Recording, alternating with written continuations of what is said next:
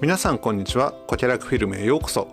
今回は変色してしまったヒノキゴケを捨ててしまわずに活用する方法をお伝えします。ぜひ最後までご覧ください。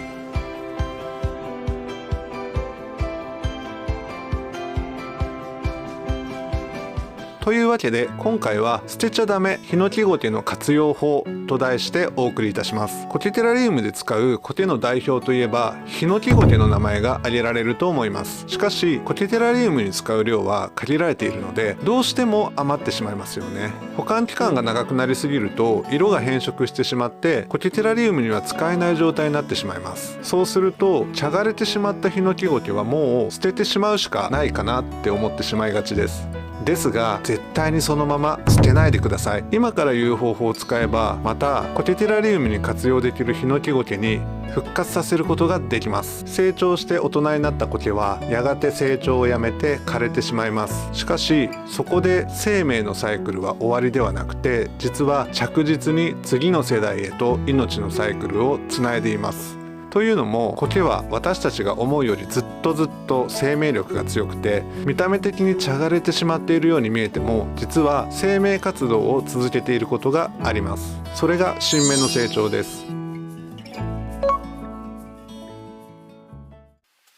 はい、こちらが私がいつも余ったコケを保管しているタッパーのボックスですね。見てみるとはい、こんな感じでヒノキゴケがたくさん入ってます。見るとやはり茶色くなってしまったりも全体的に色も悪くなってしまってます。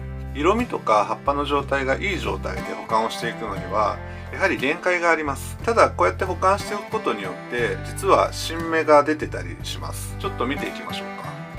この辺をちょっとヒノキゴケの茎の部分を見てください。これが新芽です。ヒノキゴケの新芽は一瞬本体の茎のように見えるので見過ごしてしまうことが多いんですけれどもよく見ると大人のコケに混ざってたくさん出ていることがわかります。では実際どのようにこれを生かしていくのかやってみようと思います。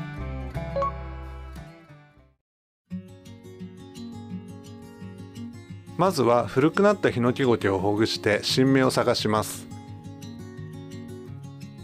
新芽が見つかったらそーっと指先を使って裂けるチーズのように引き剥がしていくイメージで摘み取っていきます。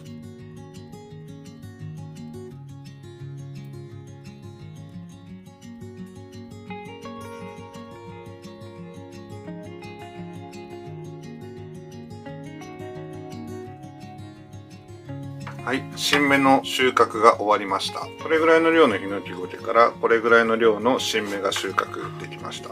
茎だけのものからこういう風にちょっと少し葉っぱが出てるものまでを収穫しました。元々の大人のヒノキゴケはまた保管しているタッパに戻しておこうと思います。そうすることでまた何ヶ月か経って新芽がここから出てくることもあると思いますのでその時にはまたこの新芽の収穫作業もできると思います。保管の楽しみになってくるかなと思いますので一旦パックに戻しておこうと思います。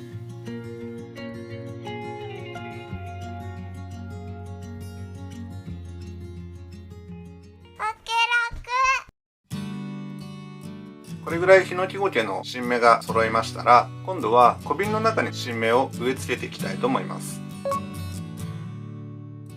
こちらですね。これはガラス瓶でベースソイルがだいたい4センチぐらいの深さで入れてあります。で今回は成長の過程も楽しみたいと思ったのでこの上の方に化粧砂も入れておきました。ここに 3,4 本ずつ植え込んでいきます。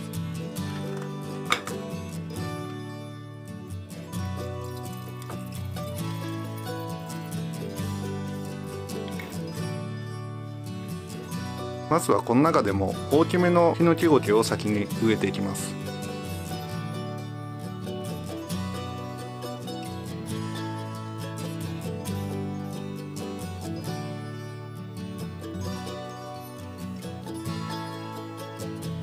真ん中辺に入れ込もうと思います。3本か4本ずつ植えていくのがいいと思います。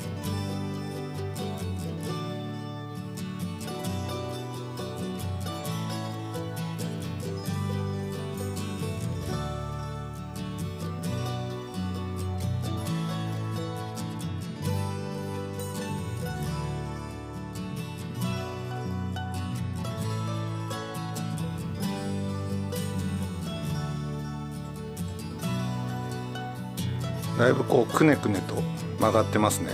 これも面白いんじゃないかと思いますね。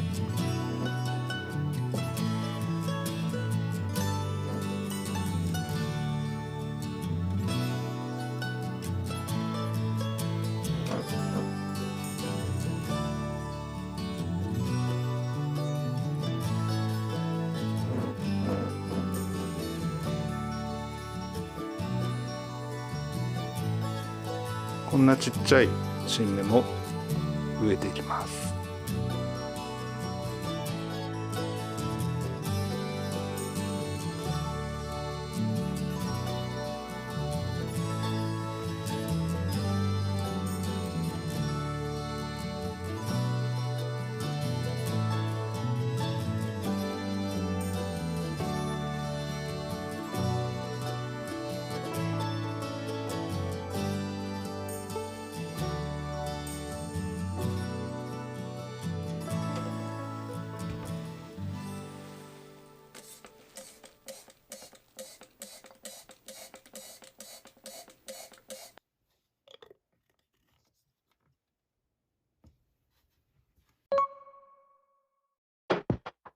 はい、こうしてみるとこれだけでもコケテラリウムとして成立しそうな気がします。先ほど霧吹きを与えましたが、その霧吹きにはこのハイポネックスを薄めた水を入れた霧吹き、それをこの中に注入しました。これで成長も促進されて元気に育つんじゃないかと思います。これであとは直射日光の当たらない明るい部屋で保管して、乾燥したらたまに霧吹きを与えて成長を見守っていきましょう。今回紹介した方法の他にも巻き苔をしたり岩に着生させたりして次の世代に苔を残していくっていう方法もあるんですけれども、少しだけコツが必要だったり1年以上時間がかかったりすることがあります。でこの新芽を摘み取って植え付けるっていう方法はすごく簡単で成長までの時間もあまりかからないのですごくおすすめです。ちなみに私が1ヶ月前に同じ方法で作ったものがありますのでお見せいたします。それがこちらです。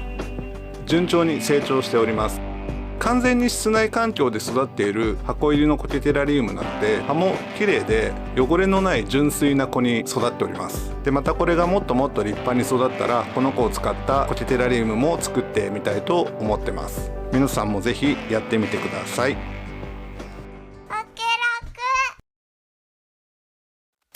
はい、今回のコケラクフィルムは終わりたいと思います。最後まで見ていただきありがとうございました。